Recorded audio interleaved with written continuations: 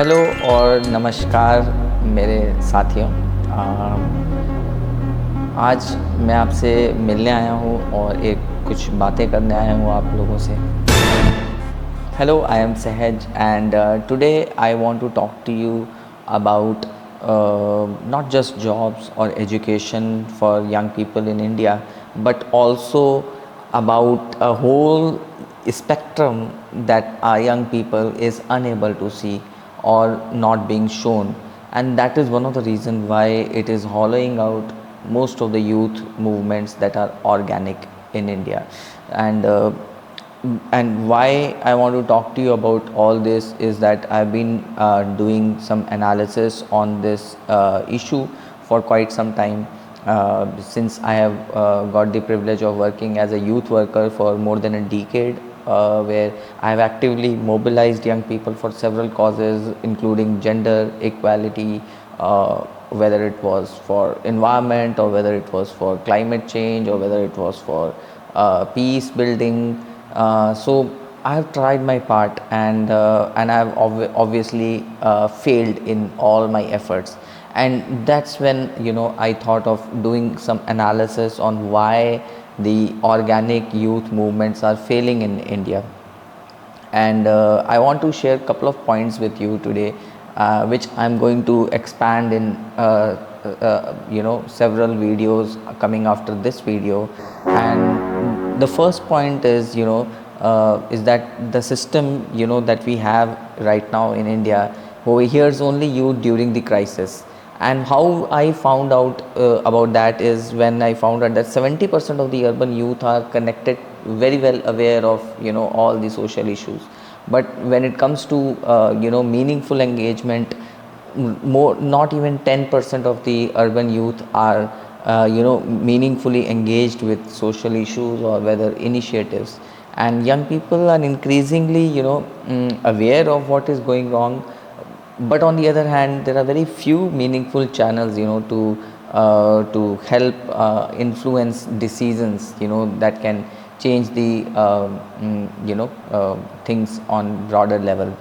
Now obviously when we talk about all these things, we want to understand why this meaningful youth engagement is missing, and it can only be ascertained with number of counselors, youth workers, mediators, local forums, and lot of other participatory institutions that need to fill in this gap, and the state often encounters them only after frustration spills on the streets. And obviously we find out that a strong youth development system for any nation for that matter would identify these grievances early and address them before they become mass protests like what we have seen in happening in Delhi in the past few weeks. And now the second point is that the state that responds to spectacle and not need. So one pattern that emerges repeatedly is the ordinary grievances receive very little attention before they become public spectacles in the current system. And often we see that because of the institutional weakness, what we find is that the quickest response becomes either police deployment or crowd control or force rather than dialogue. And injuries, profiling of young people, as we have seen in the Delhi protests recently that happened in the month of July throughout, is that the identification campaigns deepen this mistrust instead of resolving the underlying issues. And forces may disperse, but it rarely resolves the conditions that produces it. And state appears better equipped to control dissent than to prevent the circumstances that created it in the first place. So friends, again the third point that I am going to discuss today is the absence of a genuine youth partnership. So critiques point out that a prolonged delay or in implementing meaningful national youth policy has evidence that youth participation has never been treated as a substantial sustained institutional priority in the current ruling dispensation of India.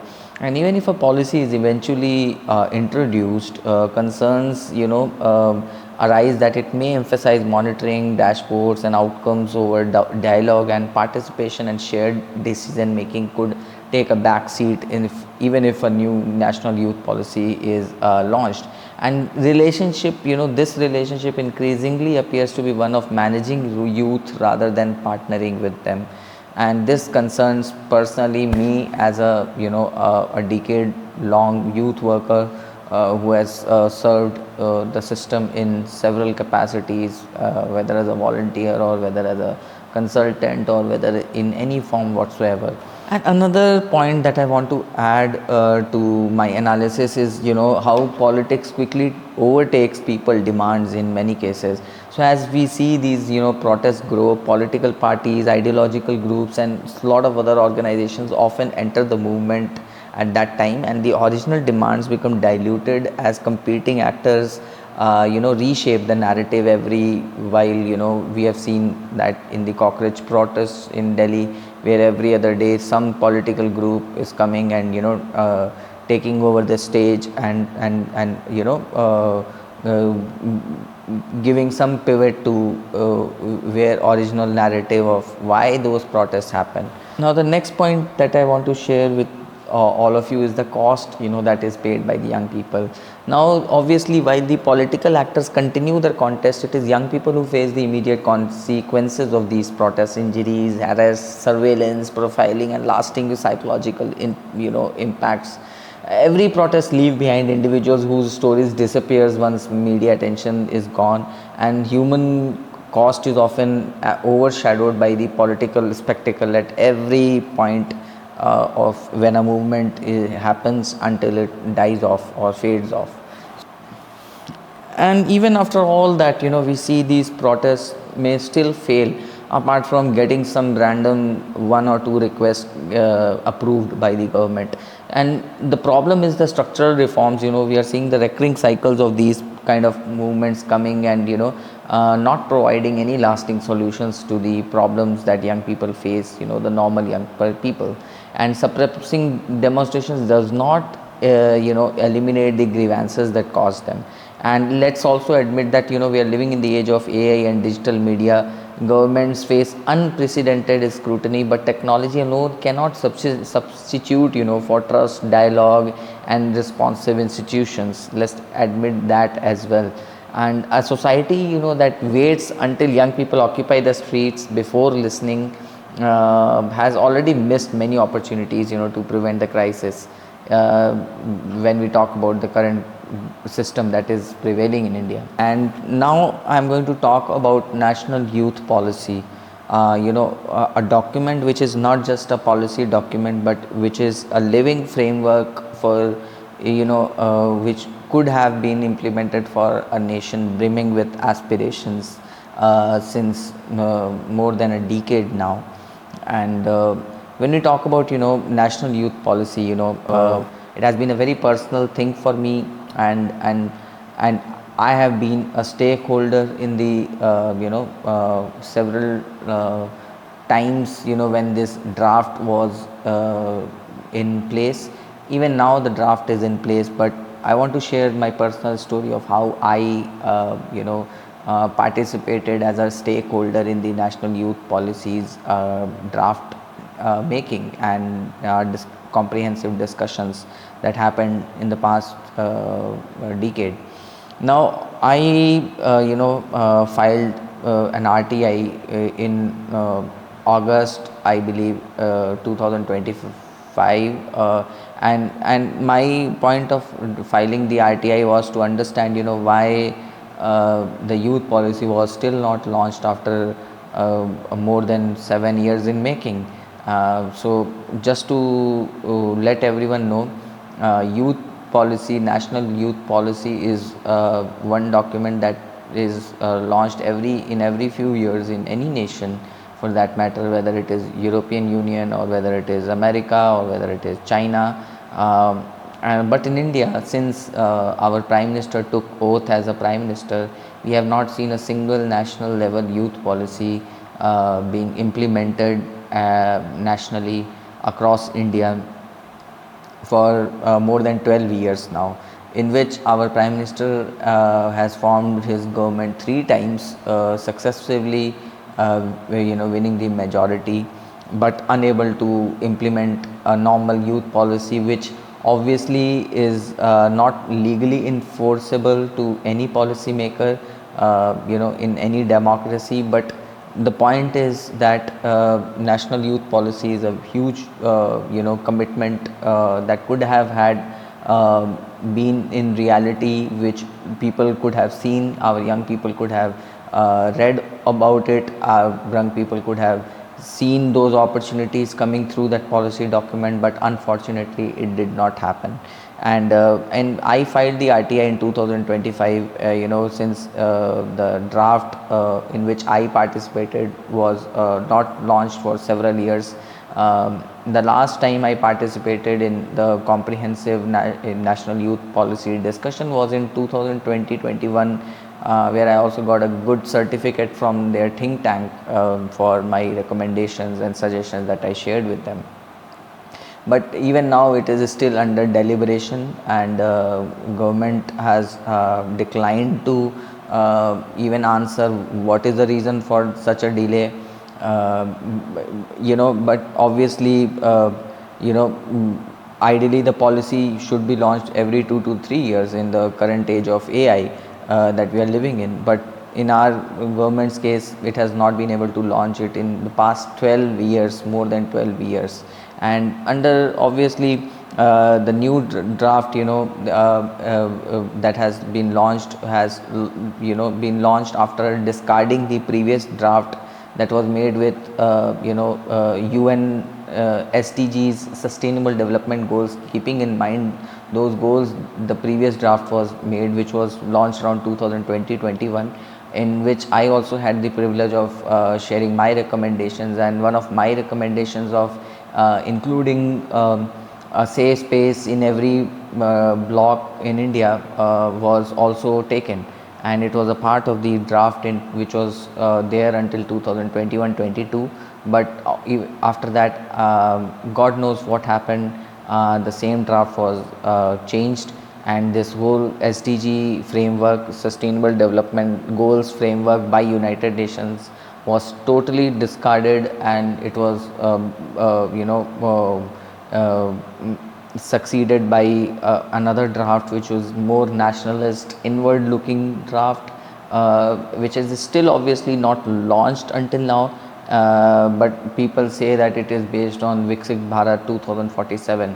God knows when even this policy will be launched, so that young people can start contributing to the vision of Viksit Bharat 2047.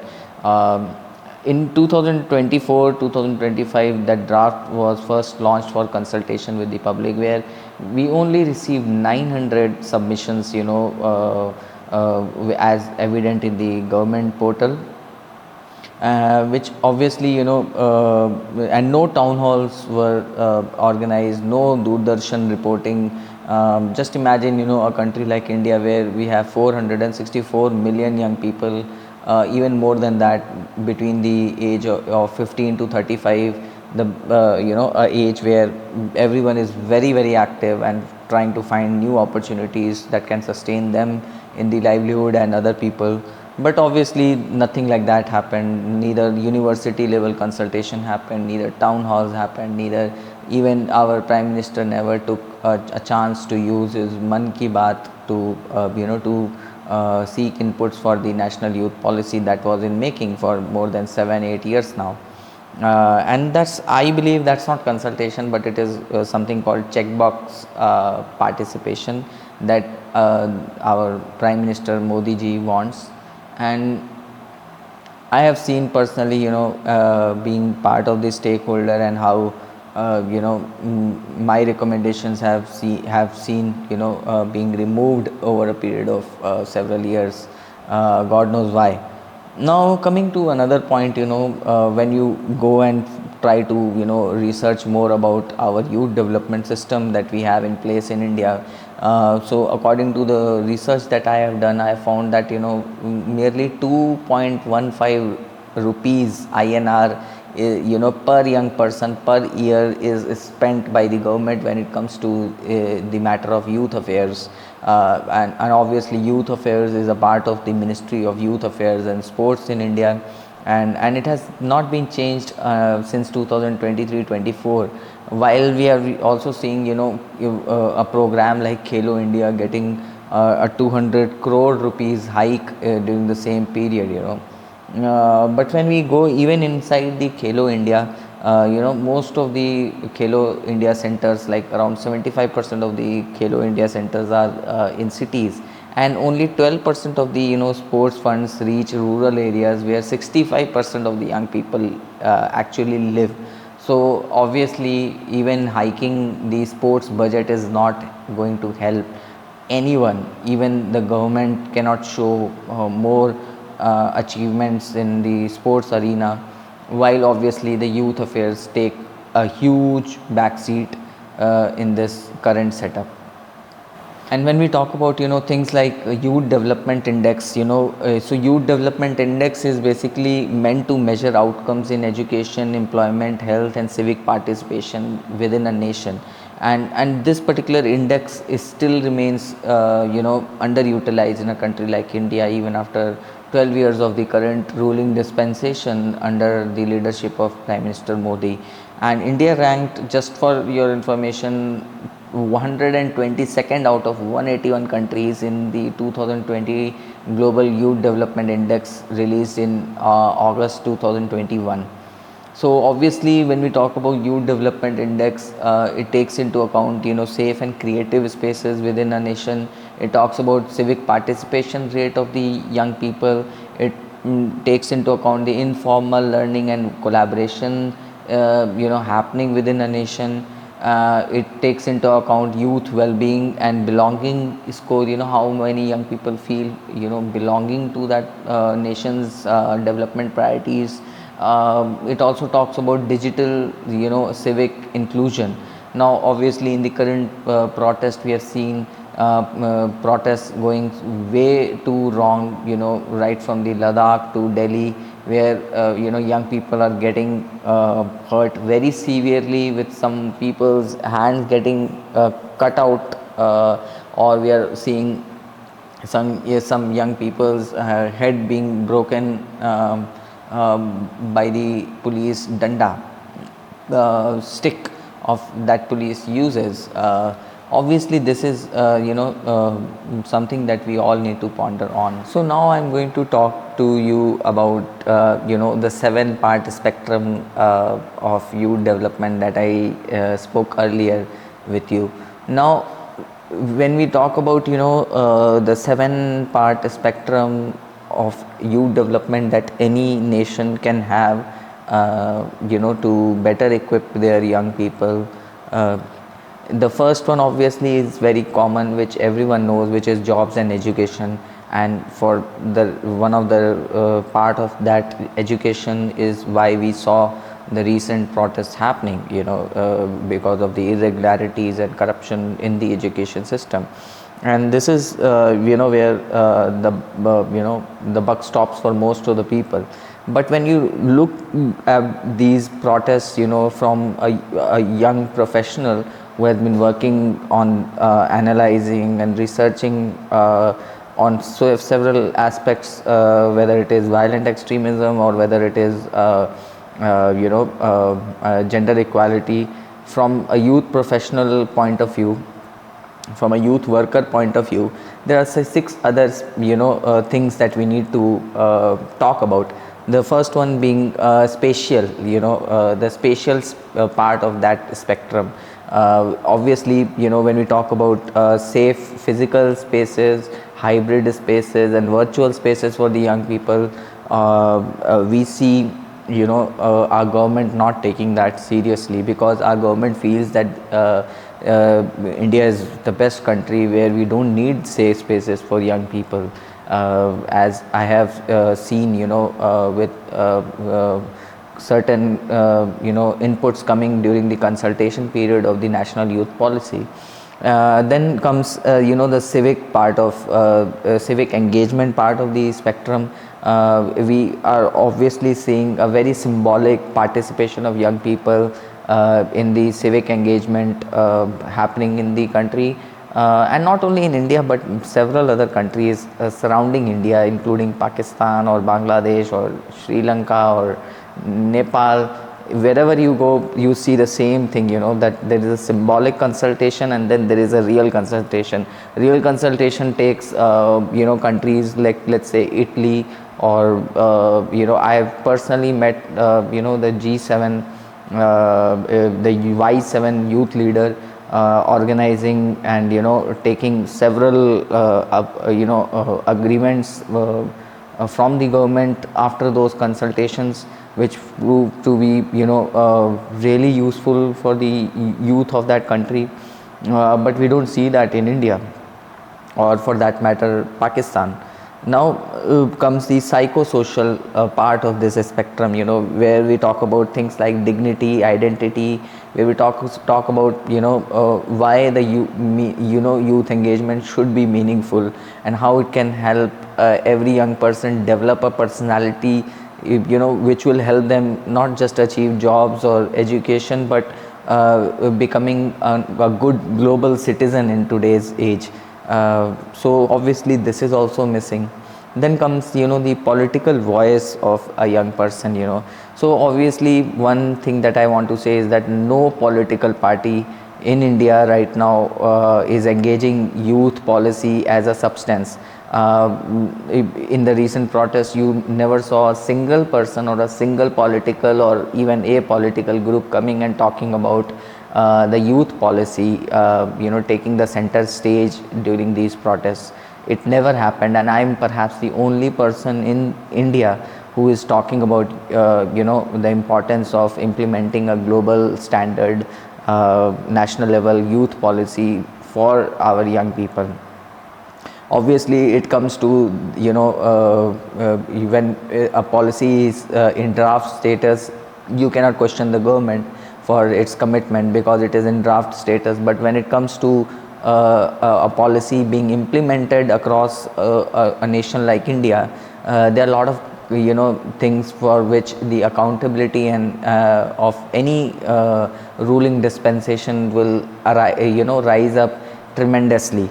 And I think our current government is wading off that particular part, which is quite embarrassing for anyone who is representing India as a youth delegate in any international conference.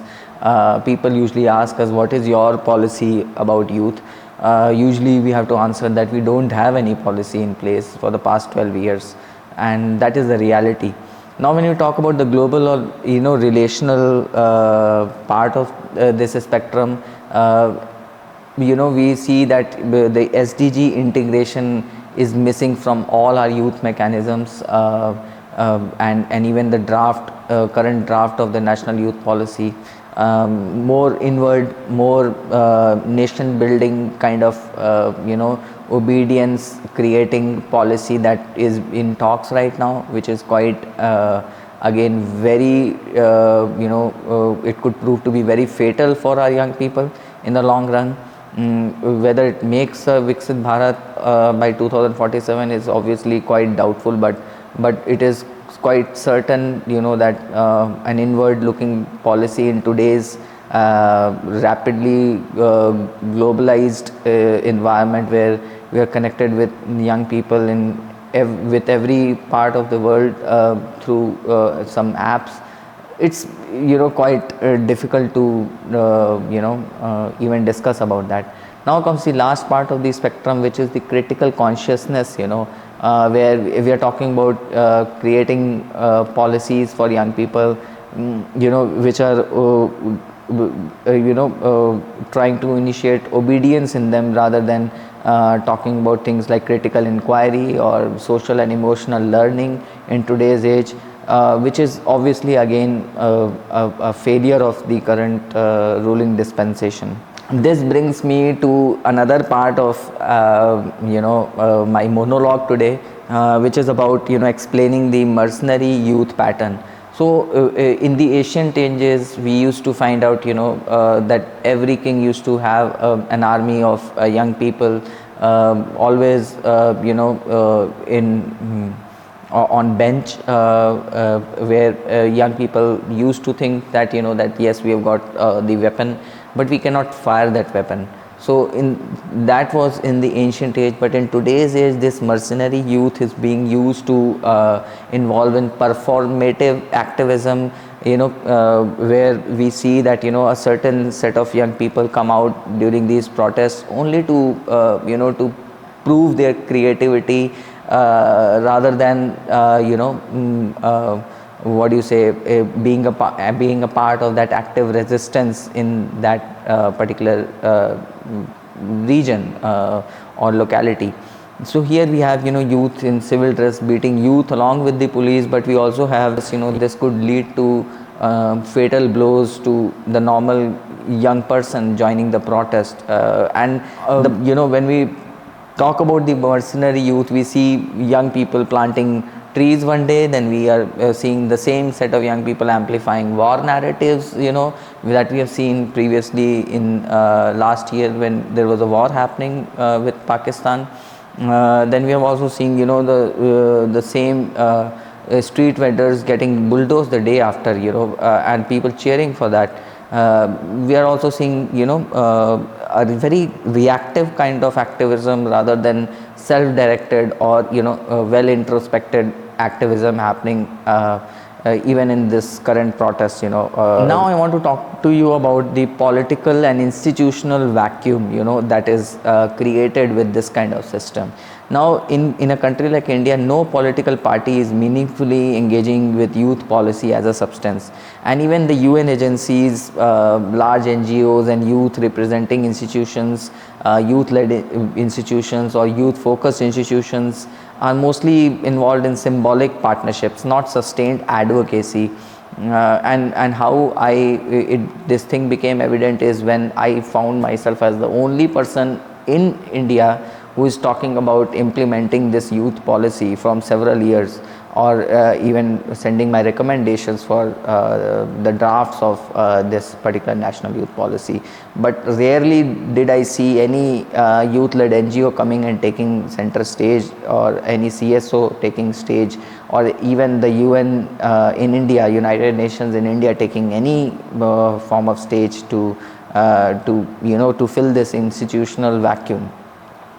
And what happens with this is that, even the well-meaning youth activists and advocates, they get boxed into standardized project formats, for that is very useful to build a very good resume to get a job, but not, for structural reform that can happen with their participation.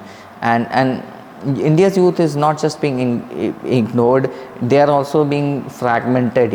When we talk about the politics, the parliamentarian politics, 65% of the country is under 35, but 6% of the parliament is under 35 years of age. So there have been several movements, like Not Too Young to Run happening in Africa, changing the whole political landscape there.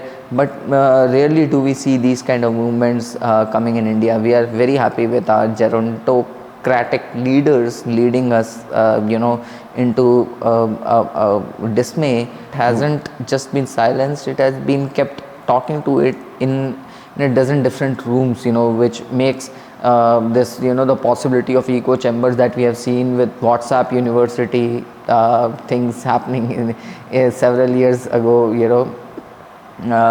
quite common, and that itself leads to reactive activism rather than a more participatory and a more meaningful engagement that we see in other nations across the world, but not in a country that is called the mother of democracy. So now another point that I want to discuss with you all today is the youth outreach to UN and other global platforms. Now obviously we all know that we are living in a world which is torn by genocide and communal suppression and lot of other economic adversities that young people are facing in today's age.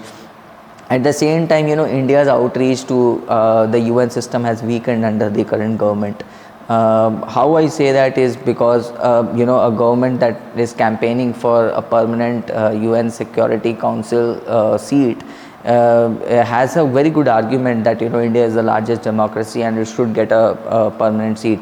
But when it comes to the meaningful youth engagement, the youth diplomacy that has to be reinforced alongside this campaign, so that part is missing. That part is completely missing, and that undercuts India's own UNSC campaign, where you cannot just credibly claim to represent world's largest democratic youth population while your bureaucracy can't get a single youth delegation into a room, let's say at United Nations. But when you talk about Indian youth, things fall out, and when things fall out, then only we see them on the street, and this obviously leads to for us to understand what are the bureaucratic hurdles that is leading to this situation.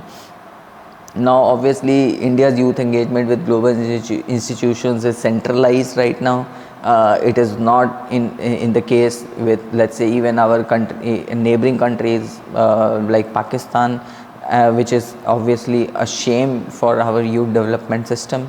In contrast, Pakistan has a visible structured government level youth engagement and outreach to the United Nations, and they even have a special assistant to the PM on youth affairs, which is a UNDP partnered youth empowerment program, and they have a lot of steering committees around young people's involvement, and I happened to meet a couple of young people from Pakistan when I was in China a couple of years ago for World Youth Development Forum, for which our project was also selected as one of the excellence action, and that's where I found that comparing the visibility and structure, it is quite well documented even in our countries like Pakistan and Sri Lanka, but not in India.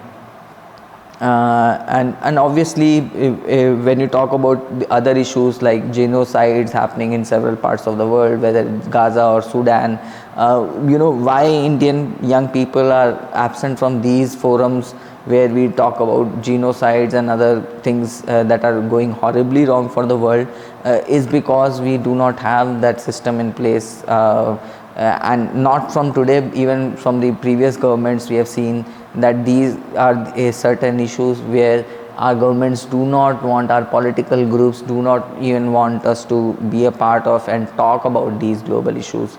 Now on the one hand, we see our Prime Minister talking about calling our India as a Vishwa Guru, but on the other hand we see that young people from India are not even present in these kind of global level discussions around genocides and other important areas, and silence is obviously an apathy. In this case, we see other young people from different parts of the world, even USA, UK and many other advanced nations across the world, China, telling the young person at some global youth conference that why are you not talking about these issues, and it gives us very less authenticity to even talk about these issues when we go to these forums as youth delegates. Forget about any other thing. So now let's talk about the world trends. So when we talk about the world trends, so we are also seeing a major war happening in Middle East for quite some time now. We are also seeing a world order in transition right now, where we see not a unipolar world which was there with the establishment of United Nations after World War II, led by United States of America, but we see that other countries like Russia, China and even other countries in Asia taking more substantive role, a more dominant role in how things should happen in the world, whether it is financial outflows and inflows, or whether it is